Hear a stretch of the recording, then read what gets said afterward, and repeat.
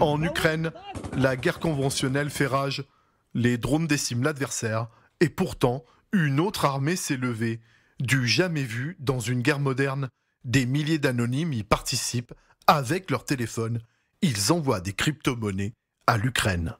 Ils avaient déjà levé des fonds lors de la pandémie. Mais cette fois-ci, cette armée d'anonymes a donné des millions d'euros pour que l'armée ukrainienne puisse s'équiper en matériel de base. Gilets pare-balles, protection, équipement du combattant, des armes et des missiles. 50 millions de dollars récoltés, comme le confirme le vice-premier ministre ukrainien, Fedorov. L'Ukraine a surtout besoin de missiles, comme ici, le NLAW, anti-char,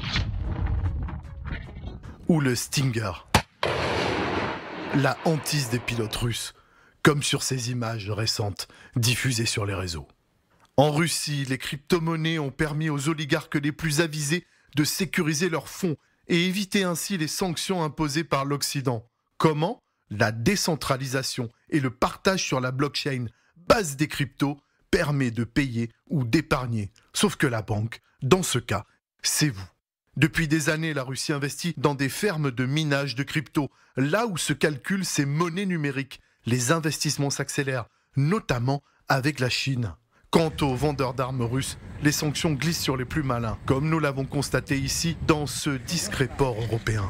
Sous cette bâche, le yacht d'un patron de Rosoboron Export, l'agence du complexe militaro-industriel russe, bien loin de Marbella, lieu privilégié des oligarques.